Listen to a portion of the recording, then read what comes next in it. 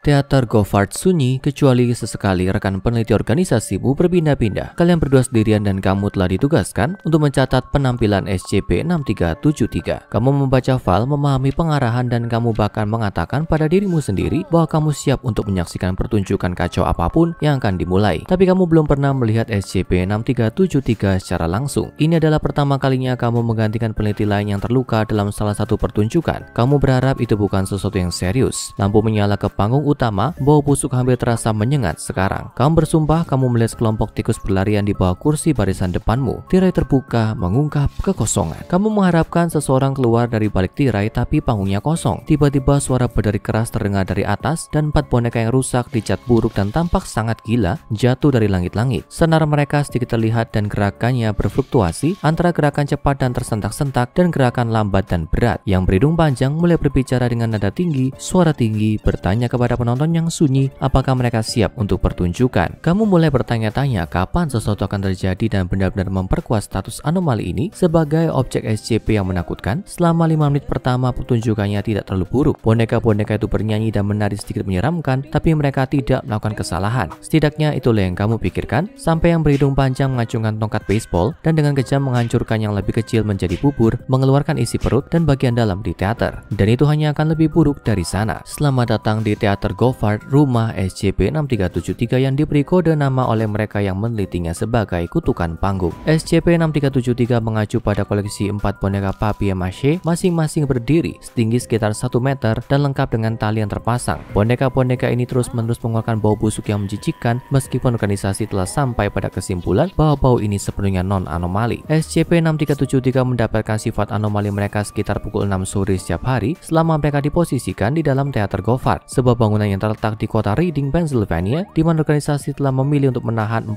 objek. Jika SCP-6373 tidak ada di dalam Teater Goffard, mereka malah mulai membusuk dan hancur menjadi tumpukan boneka yang bau. Jadi apa yang terjadi ketika SCP-6373 mendapat sifat anomalinya? Boneka menerima perasaan, mobilitas, dan kecerdasan terbatas meskipun upaya untuk berkomunikasi dengan SCP-6373 di luar penampilan mereka telah gagal. Maaf, tidak ada log wawancara boneka untuk saat ini. Mereka kemudian melanjutkan ke panggung utama Teater Goffard dan menampilkan pertunjukan boneka. Wow, seluruh pertunjukan? Bukankah itu bagus? Tidak juga. Penampilan SCP-6373 terkenal brutal, tidak terduga, dan menakutkan. Sedemikian rupa sehingga organisasi telah menawarkan layanan konseling kepada anggota malang yang terpaksa mengawasi mereka. Itu benar. Setidaknya harus ada 1 anggota pengamat di Teater Goffard untuk menyaksikan pertunjukan SCP-6373 atau boneka-boneka itu akan jatuh ke lantai dan mulai membusuk lagi. Mengikuti pertunjukan mereka, boneka kehilangan semua perasaan sampai jam 6 sore pada hari berikutnya ketika proses berulang. Tapi mari kita bicara tentang SCP-6373 sendiri. Boneka ini memiliki banyak karakter. Ada Pierre, SCP-6373-1, karakter utama pertunjukan yang hanya suka melecehkan secara verbal dan fisik teman-teman kayunya. Gluten, SCP-6373-2 adalah kepala besar tanpa tubuh dengan mulut menganga yang hanya berbicara dalam pernyataan satu kata dan erangan serak yang dalam. SCP-6373-3 adalah boneka bundar kecil berwarna abu-abu yang dikenal sebagai Ame yang tetap diam selama pertunjukan, meskipun boneka itu paling sering disalahgunakan oleh yang lain. Boneka SCP-6373-4, Jacques, adalah boneka berleher panjang yang berfungsi sebagai bantuan komedi dalam kelompok. Tapi sebelum kita mempelajari pertunjukan mengerikan yang dilakukan oleh entitas-entitas ini, mari kita bicara tentang Teater Goffard. Teater dibuka pada tahun 1860 oleh imigran Prancis Timothy Goffard dengan tujuan untuk menampilkan drama panggung, pertunjukan musik, dan pertunjukan boneka di rumah yang menampilkan SCP-6373. Boneka-boneka itu dirancang oleh Goffard sendiri dan sangat menguntungkan dan populer di kalangan anak-anak Reading. Meskipun tidak diketahui apakah SCP-6373 memiliki sifat anomali mereka selama pertunjukan aslinya, organisasi tidak percaya bahwa mereka memilikinya dan mereka hanyalah boneka biasa yang dikendalikan oleh dalang. Sayangnya Teater Goffard tidak dibangun untuk bertahan lama. Pada tahun 1884, itu menutup pintunya setelah perselisihan hukum antara Goffard dan istrinya, Cynthia, berkecamuk di pengadilan. Cynthia dituduh mencuri uang dari teater, di mana dia membela dirinya sendiri, mengatakan bahwa Timothy tidak hanya tidak setia dalam pernikahan mereka, tapi juga kasar secara fisik dan verbal padanya. Gugatan itu berakhir dengan perceraian dan sebuah surat dengan kata-kata yang tidak menyenangkan ditulis kepada Cynthia oleh Timothy. Saya menulis surat kepadamu dalam kondisi kesehatan yang buruk dan semua kegembiraan hilang dari hidup saya. Semoga kemalangan mengikutimu sampai akhir harimu. Saya tidak akan membangun lagi apa yang telah saya habiskan selama 2 dekade dalam hidup saya untuk bekerja. Saya hanya bisa bersyukur kepada anugerah Tuhan bahwa bangunan itu tetap kosong karena saya tidak tahan melihatnya dimiliki oleh orang lain. Saya ingin tampil lagi dan melihat anak-anak tersenyum. Kebahagiaan saya sangat terkait dengan kebahagiaan mereka. Seminggu kemudian Timothy Goffard menghilang sepenuhnya. 4 bulan kemudian Cynthia Goffard diduga meninggal karena sebab alami. Pada tahun 1887, organisasi pendahulu Organisasi Inisiatif Penahanan Aman Amerika atau disingkat ASCI menemukan SCP-6373 di dalam teater dan mendokumentasikan sifat anomalinya. Segera setelah itu, SCP-6373 memiliki audiens yang tertahan dan penahanan berlangsung lama setelah ASCI berasimilasi ke dalam organisasi SCP. Dan sekarang kita bisa sampai ke bagian yang kamu tunggu-tunggu, pertunjukan itu sendiri. Organisasi telah menyimpan catatan dari semua pertunjukan SCP-6373, tapi inilah beberapa yang paling terkenal. Pertunjukan pertama SCP-6373 pada tahun 1887 melibatkan perlengkapan pencahayaan di sekitar teater yang dinyalakan secara kolektif beberapa menit sebelum pertunjukan, serta sedikit iringan piano yang berasal dari sumber yang tidak diketahui. Isi acaranya sederhana. Pierre menyelamatkan seorang putri, Jacques berkostum, dari seekor naga yang diperankan oleh Gluten. Para peneliti mencatat beberapa saat ketika salah satu boneka mengalami kesulitan mempertahankan postur dan bergerak. Seringkali mencoba beberapa kali untuk mengangkat anggota badan. Momen-momen ini meningkat frekuensinya dari waktu ke waktu. Pada tahun 1895, boneka melakukan pertunjukan tentang perampokan bank yang kacau. Pierre memutuskan bahwa Amy adalah orang yang memberitahu polisi tentang kejahatan mereka dan menghabiskan sisa pertunjukan dengan mencaci maki dan menyalahgunakan boneka kecil itu khususnya untuk mengkhianati kepercayaannya dan memutuskan ikatan yang telah mereka miliki setelah bertahun-tahun bekerja sama. Sebagaimana Pierre mengatakannya, boneka menggunakan Amy sebagai bola sepak, tapi permainan mereka dengan cepat berubah menjadi kontes mencoba melihat siapa yang bisa menendangnya paling keras. Amy tercatat diam-diam menangis selama semua ini. Pada tahun 1916, boneka-boneka itu memainkan cuplikan periode Perang Dunia I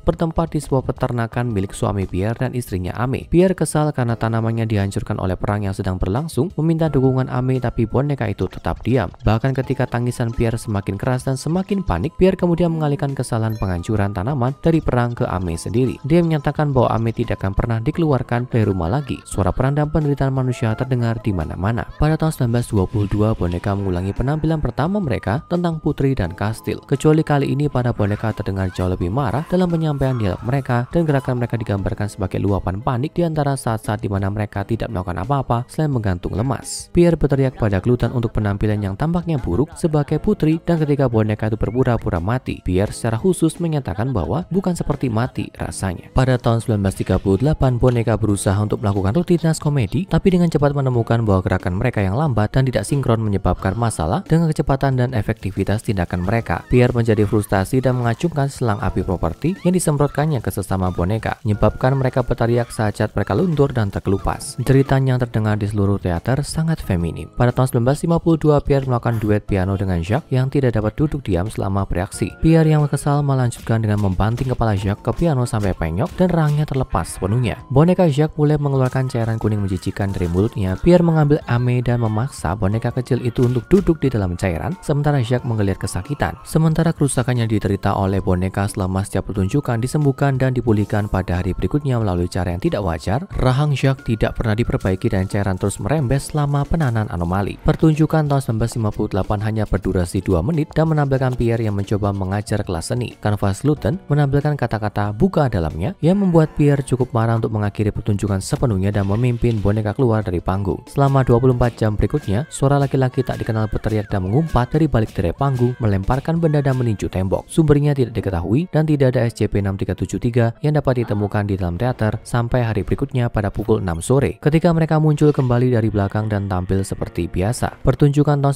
1963 ini sangat aneh. Pierre naik ke panggung sendirian dan melanjutkan untuk menyampaikan pidato untuk Timothy Goffard dengan suara seorang wanita tak dikenal. Anehnya, organisasi menemukan bahwa upacara pemakaman tidak diadakan untuk Goffard. Pada tahun 1971, pertunjukan boneka menjadi jauh dari hidup. Suara mereka menjadi monoton dan gerakan mereka lebih lambat. Seringkali boneka harus memukul dirinya sendiri untuk mengembalikan gerakan cairan ke anggota tubuhnya. Ini akan berlanjut di semua pertunjukan di masa depan. Pada tahun 1973, SCP-6373 menampilkan sandiwara komedi situasi di mana Pierre dan kedua putranya diperankan oleh Jacques dan Gluten bergantian memukul dan menghancurkan Amy. Kecenderungan kekerasan fisik terhadap Amy ini akan meningkat frekuensinya seiring berjalannya waktu, seperti dalam pertunjukan 4 jam tahun 1976 yang terdiri dari sulit boneka dari belakang panggung yang menyiksa si malang, sementara Amy diam-diam menerimanya. Sementara itu, Pierre memberitahu Amy bahwa itu adalah satu-satunya alasan boneka berada dalam situasi mereka saat ini dan mengapa mereka tidak dapat maju. Pada tahun 1979, integritas struktural teater Goffard yang mati rusak, masa tikus, rayap dan jamur ditemukan ditemukan di seluruh gedung. Demikian pula pertunjukan itu sendiri menjadi lebih meresahkan. Salah satunya melibatkan boneka yang memerankan kembali kisah hidup Timothy Goffard, tapi menolak untuk mengakui atau menyebutkan istrinya Cynthia. Sebaliknya, mereka mengklaim dia mati sendirian dan sengsara tanpa pernah mengalami cinta. Pertunjukan berakhir dengan Pierre membenturkan kepalanya ke lantai dan menjatuhkannya, melepaskan segerombolan larva lalat yang tidak dapat dikeluarkan oleh organisasi dari teater. Pada tahun 1983, para boneka menampilkan sandiwara di mana mereka mengadakan pemakaman untuk Amy. Setelah menjelajahi berbagai kemungkinan kehidupan setelah kematian dari berbagai agama, para boneka pun bingung tentang mana yang benar dan bagaimana mereka bisa mencapai keselamatan. Kemudian Shock mendapat pencerahan mengucap, "Saya tahu jawabannya, kita semua mati. Ini adalah satu-satunya kehidupan setelah kematian yang ada." Boneka-boneka itu kemudian menjadi lemas dan tetap seperti itu selama seminggu. Pada tahun 1984, boneka-boneka itu hampir tidak berusaha keras dalam penampilan mereka. Satu melibatkan mereka secara terbuka, berfantasi tentang melukai anggota penonton, dan berakhir dengan boneka memilih peneliti organisasi malang dari penonton sebagai sukarelawan dan mematahkan lengannya sambil tertawa. Yang lain di mana boneka menyebutkan nama lengkap, ulang tahun, dan tanggal kematian setiap pelindung teater Goffard dari pembukaannya hingga saat ini, dan ini termasuk para peneliti organisasi yang menonton. Gerakan SCP-6373 canggung dan lambat, ucapan mereka tidak jelas. Jelas bahwa boneka-boneka itu berada di anggota tubuh terakhir mereka. Pada tahun 1985, setiap pertunjukan berubah menjadi hiruk pikuk melukai diri sendiri yang dilakukan oleh boneka tanpa pencahayaan panggung dan diiringi oleh iringan musik yang bising dan nyaris tidak harmonis. Jeritan feminim dan tawa laki-laki terdengar di mana-mana, tapi keadaan menjadi lebih buruk sepanjang tahun karena pertunjukan semakin menurun ke periode duduk atau berdiri diam dan ocehan yang tidak koheren saat menghadap penonton. Pertunjukannya sama sekali tidak dapat dipahami dan semua dialog terdiri dari mendengus, mengerang, menjerit, dan menangis. Pada 6 Juni 1985, SCP-6373 melakukan pertunjukan lain. Boneka-boneka itu berdiri berdampingan selama 18 menit sebelum membungkuk dan jatuh ke tanah, tidak ada lampu atau musik yang terdengar. Setelah pertunjukan ini, boneka-boneka itu mulai membusuk, merontokkan bagian luarnya yang terbuat dari bubur kertas. Ketika ini selesai, bagian dalam boneka terungkap terdiri dari sisa-sisa manusia dan organ. Pierre berisi otak, Jacques jantung, gluten massa kulit dan jaringan, dan Amy kosong. Semua bahan ini telah dipotong dengan rapi dan bersumber dari satu individu. Ketika organisasi membuka gulungan jaringan kulit yang terdapat di dalam boneka gluten, tidak ada keraguan tentang individu yang mirip, Cynthia Cordier, istri Timothy Goffard. Objek itu direklasifikasi sebagai dinetralkan dan tidak ada pertunjukan lebih lanjut atau aktivitas anomali yang berkaitan dengan SCP-6373 yang pernah diamati. Sekarang tonton SCP-701 Tragedi Raja Digantung dan SCP-5049 Depo Diskon Homunculus Setan dan untuk mengetahui lebih banyak SCP yang mengaburkan batas antara hiburan dan teror.